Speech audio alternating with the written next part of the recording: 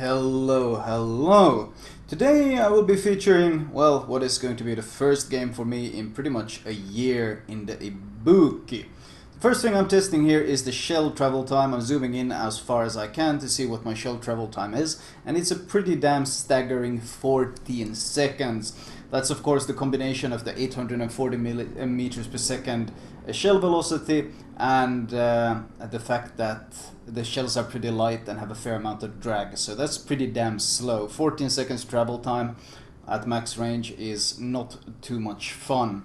The matchmaking is pretty horror. There's a carrier to spot me, they have multiple DDs including lots of tier 10 DDs, they outmatch us in terms of DDs, they have multiple tier 10 battleships, and the map is of course one of the worst, Tears of the Desert, also known as Tears of the Cruisers, and it's called Tears of the Cruisers for a good reason, because it's kind of extremely punishing against cruisers.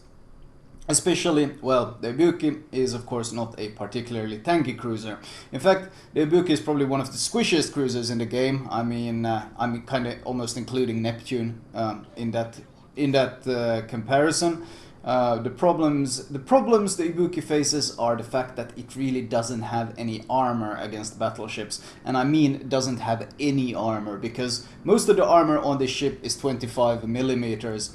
And the problem is of course that any battleship same tier, higher, or well even tier 8 overmatch 25 millimeters. And overmatches of course means that it doesn't matter at what angles the shell hits your armor, they will automatically penetrate because the shells are so much larger than the thin armor. It's a World of Warships mechanic, and that of course means that you cannot tank anything in this ship. The upper belt armor is 25, the bow, the stern, the middle part of the deck, they are all 25. So any hit from any angle from any of these battleships is going to result in a pen, and in the worst case a citadel as well. So we need to play extremely safe. That's pretty much what it comes down to. We need to play safe. I haven't played this ship in a while, so it's going to take me some while to get used to it. Okay, I overfired there. As I said, last time I played this ship was November 2016, and I just rebought it for the sake of making this commentary, since the Ibuki has been requested a lot. First target for me is of course the battleships. Now what hasn't changed is the incredible fire chance. If you run Demolition Expert, as I recommend, and the fire flags, as I recommend, you can reach 21% chance of fire per shell, and combined with the hard hitting alpha that you already have on these Ibuki HE shells, or IGN HE shells in general, you can deal some very consistent and heavy damage with them. And as you can see from the Yamato that I already put a bunch of permanent fires on, I put one fire, he repaired, I put an additional 2, and he's cooking along quite nicely while I focus on the Montana. Priority target is obviously a must-have on this ship. You need to know when people are targeting you, because as I said, you can't tank in this thing. You need to dodge shells, you need to angle, cross your fingers and hope that they miss, because there's no tanking possible in this thing. Of course the default range is not as amazing as you can see here. I used the range mod, something I recommend on both the Ibuki and on the Zao. Now the Zao can kind of get away with using the reload mod, because the Zao is significantly tankier and has troll armor and all these things. But the Ibuki, in my opinion, there's really no question about it. You use the range mod on it because you cannot survive any sort of close range fights. Incoming AP, that looks like Neptune AP though, so at least I can angle against that. The Yamato shells are of course scary. I mean, Yamato pens everyone, you're no exception. He is shooting HE though, which I'm kind of happy to see. This is something I've seen a lot of battleship players as of late pick up on. The reason for this is of course pretty obvious. Royal Navy battleships shoot HE at everything, because that's almost their optimal setup. Well, not optimal. Optimal is of course switching, but the Royal Navy line can be very effective while shooting HE. The rest of the battleship lines aren't really that effective at all shooting HE. Their AP is much stronger. But these battleship players, they get hit by Royal Navy battleships, they get set on fire, they burn to death, and they go, wow, that battleship just wrecked me with HE, I should totally use HE against him as well. And that's why we see this increasing trend of more and more battleships as of late using HE, including German and IGN, and even Yamato that can pen pretty much anything with this AP is now shooting HE. And that's of course, it's a reaction to the Royal Navy release. Another 2 fires on this Yamato, and we keep him burning and we keep chasing him. I kind of move behind him. You know that while I am chasing him, I make sure that I am sailing behind him. So if he does want to shoot back at me, he has to turn significantly, and I get plenty of. Not only do I get plenty of warning, but it slows him down, allows me to catch up to him easier, and it gives broadside to my team as it does that. And I kind of want to finish this guy off since, well, a tier 10 battleship without support. I often mention that tier 10, some tier 10 battleships, well, the Conqueror, for example, can do very well without support because it has such good concealment, it can quite easily disengage. But others, like the Yamato, for example, is a very team-dependent battleship. And with the Montana dead and the Neptune fleeing, he doesn't really have too much support here. And the Gearing is scouting ahead of me, so there's no too much risk of being torped either. So I might as well happily chase and see if I can kill this guy off. Now my aim is not the best with this ship, but you'll have to excuse me. This is literally the first game since the last time I played this, which based on the last commentary I made, was at the beginning of November 2016. The fires keep on raining though, and I already get the Witherer 7 minutes into the game. So this part of the Ibuki plays very much the same as it did in the past. It's still a very annoying cruiser at long ranges because these hard-hitting HE shells with this very high fire chance can be extremely frustrating to deal with.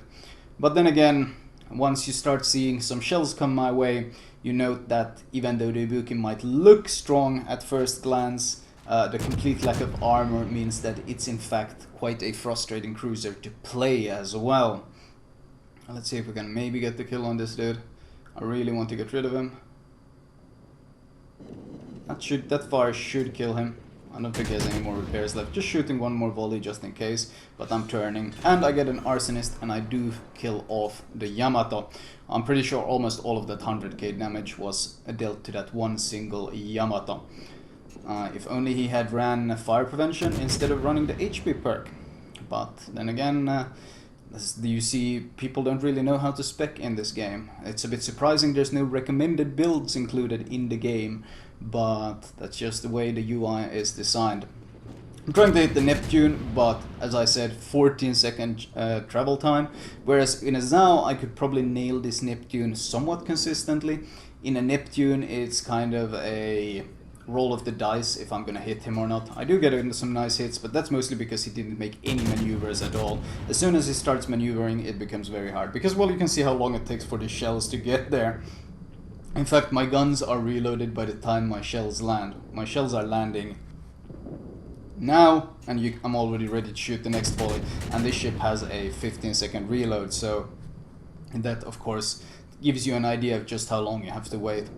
And there's a lot of some DDs up here as well, so pushing and chasing him is going to be awkward, and I'm not really hitting him at all. But I mean, he's the best target and pretty much the only target I have to shoot at, so might as well keep harassing him while I push towards the beam, because that's of course where I ultimately want to go.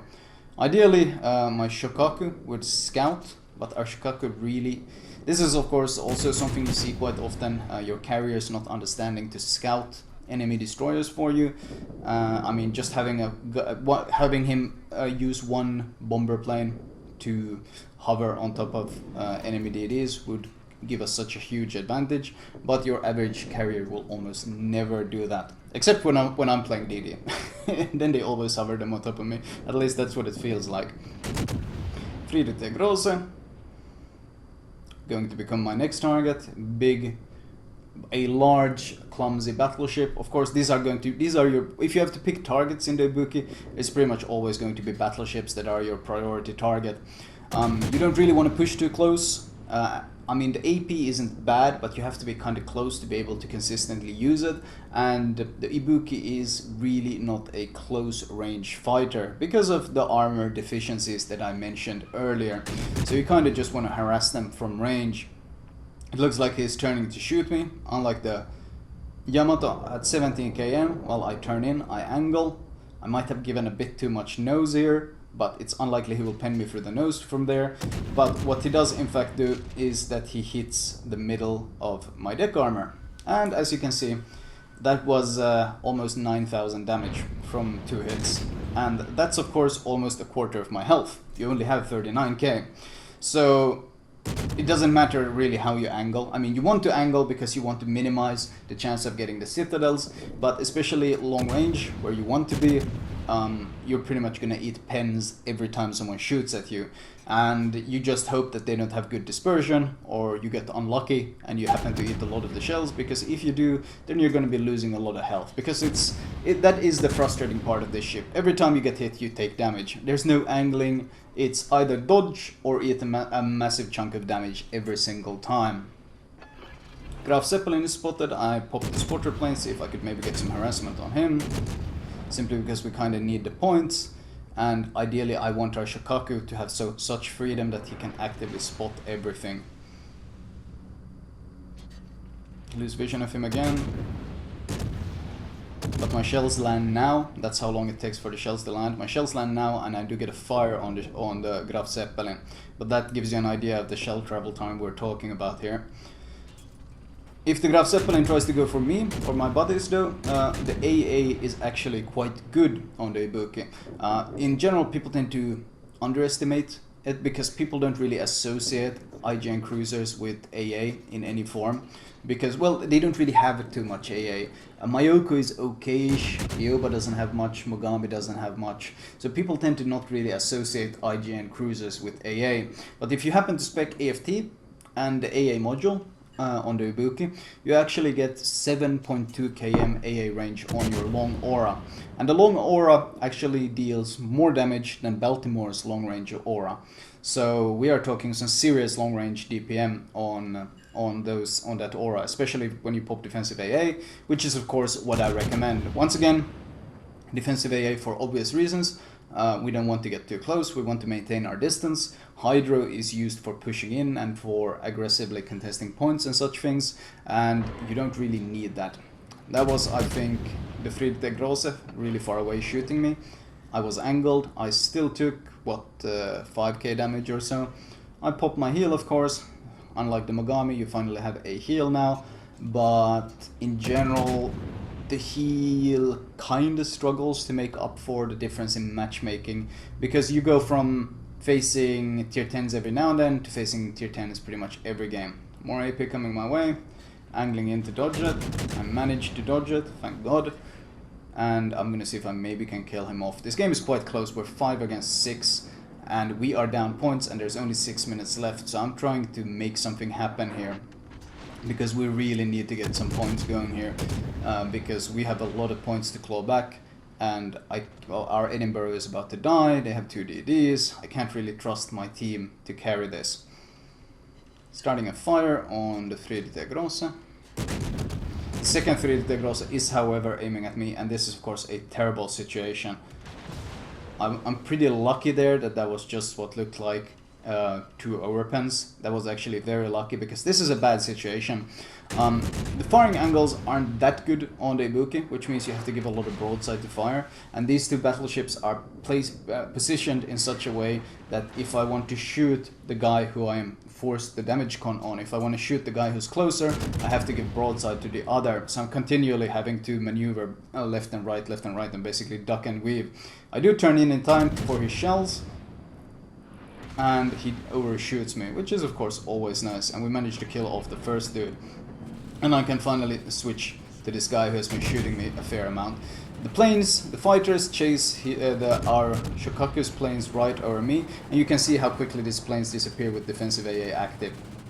They are basically melting. You can see how quickly they're melting. Of course, these are Graf Zeppelin planes, and that needs to be considered, but it does give you an idea of just how strong this AP is. 2 AP hits on me. You note that those shells hit the upper belt, even though I was angled. Even though I was quite extremely angled, they of course overmatched, because that's what's going to happen. They will always overmatch your armor, and they will always penetrate. Zeppelin tries to strike me, defensive AA runs out, but I still deal a nice amount of DPS, AA DPS, and I am shredding these planes, as you can see. I'm turning away because I want to create more distance. As I said, you never want to get close. See how angled I am? 15 km away, sailing away from him. I managed to dodge. And this kind of angling... Oh, there comes the next volley. Still very angled. Only an overpen, luckily. Because it gets very scary when you have to angle in the ship. The reason for this is that the citadel on the ship isn't actually flat. The citadel actually extends, it's at the waterline underneath the turrets, but underneath the entire middle section where the smokestack is, the citadel actually rises significantly higher, and this creates this sort of ledge that can snag citadels both from behind and from the front, and just like that.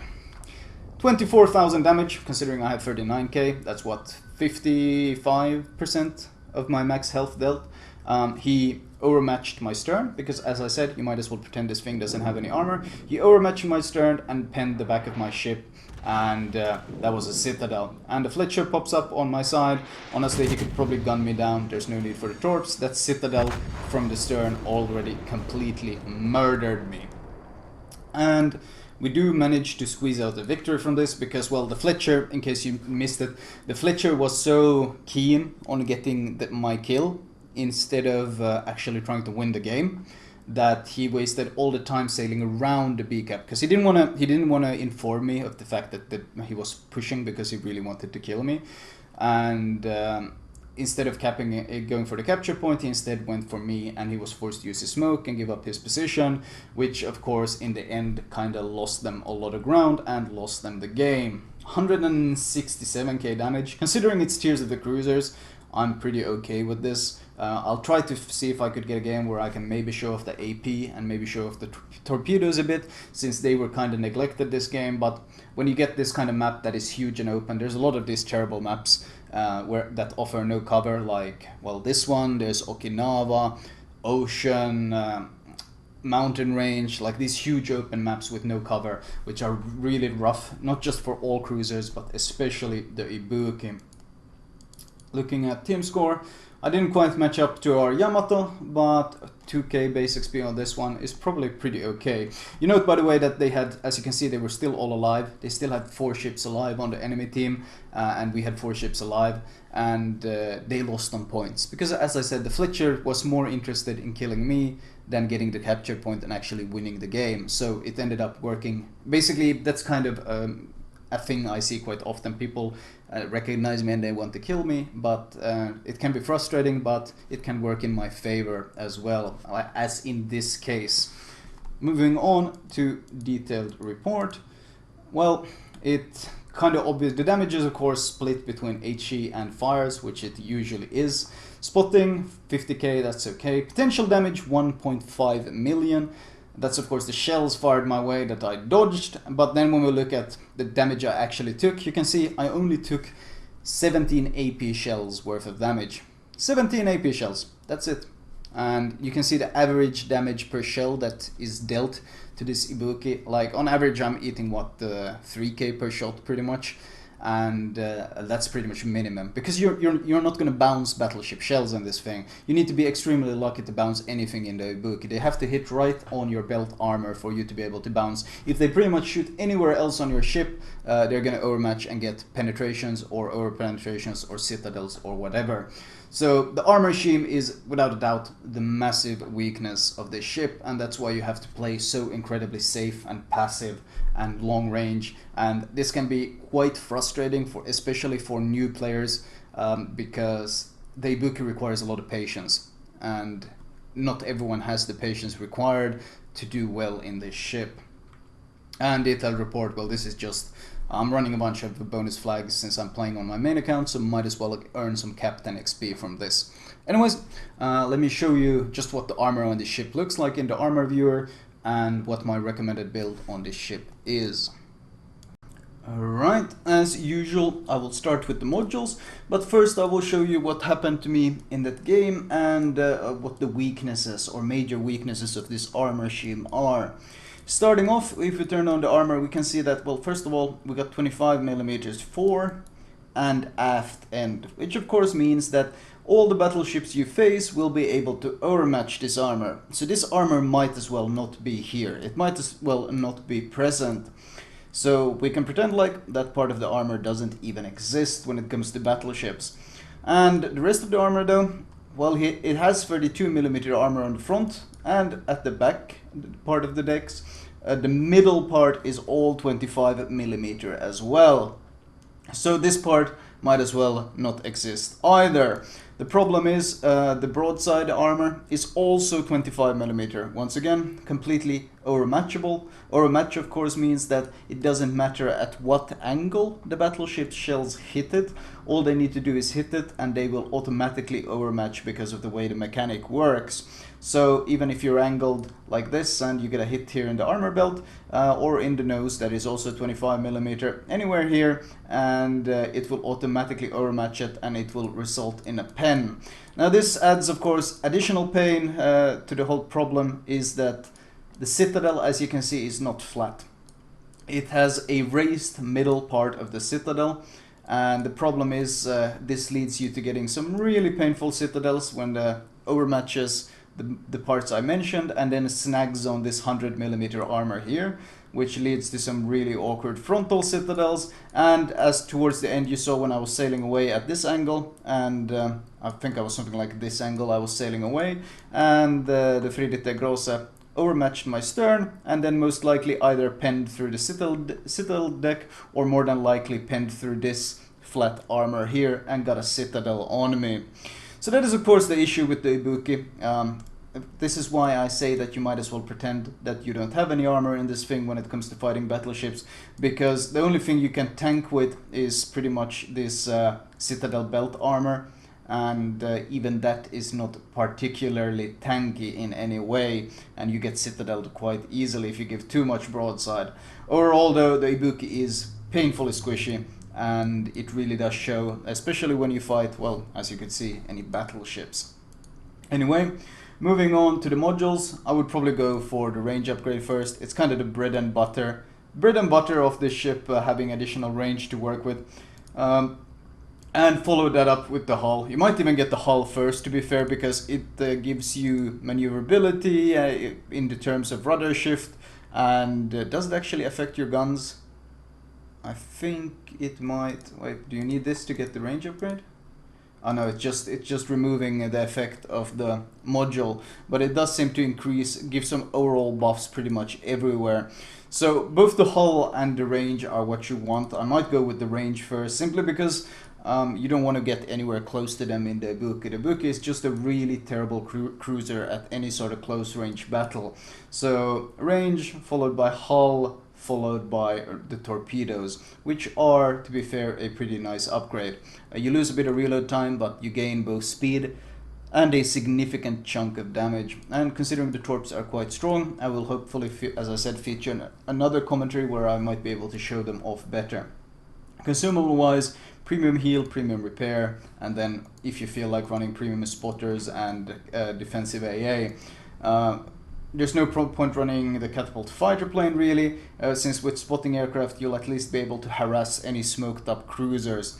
The fighters would mostly be used for any sort of spotting, but as I mentioned, you don't really need it because your concealment is so good in the ship at 9.7. Upgrade wise, main armaments mod 1, AA range. As I said, the AA is not bad at all. Main gun range, because well, you can't really afford to brawl in this. You can't afford to get close in this. You can't afford to get into any sort of close range fights.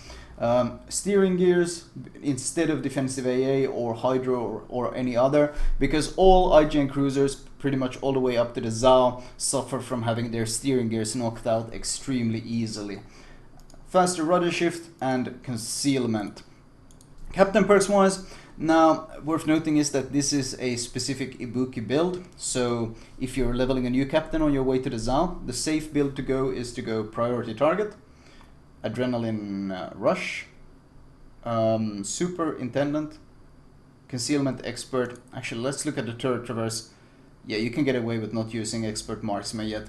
I do recommend getting expert marksman at some point, but you can skip it as you get this basic 10-point build, and then 12 points expert marksman, 15 points demolition expert, and at this point, if you're starting to get enough points that you want to put some additional points in, you can start working towards my Zao build instead, which involves getting vigilance and expert loader. The reason, of course, I run expert loader on the Zao but not on the Ibuki is because the Zao has much stronger AP. This AP is significantly stronger, 920 meters per second and much less air drag, whereas Ibuki AP is 840 meters per second. So there's a pretty damn big difference in the effectiveness of this AP. So on the Ibuki I go for AFT from 15 to 19.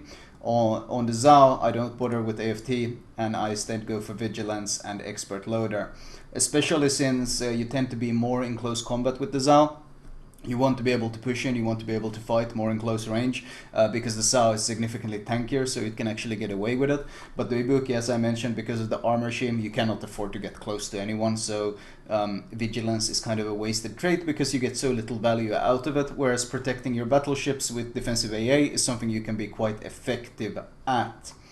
And finally, of course, flags, pretty much the default flags for cruiser, I would say. Speed flag, healing flag, November Foxtrot, if you think it's necessary. Not really that important, but I would recommend it to fire chance flags, since your bread and butter is pretty much starting fires with this thing. And if you run the flags and demolition expert, you can reach a pretty insane 21% fire chance, which is very strong for a tier 9 cruiser. Anyway, that was my Ibuki commentary. I'll try to feature another game, if one where basically everything isn't against me as badly as that one. Tears of the Desert combined with tier 10 matchmaking is of course not very enjoyable. It's overall a damn harsh environment for any cruiser, let alone the squishy Ibuki. But maybe we'll be able to feature some other games. I will probably be playing it a bit more to get the feel of this ship back, because that was exactly my first game in pretty much a year and it kinda showed. Anyway, thank you guys for watching. I hope you enjoyed it.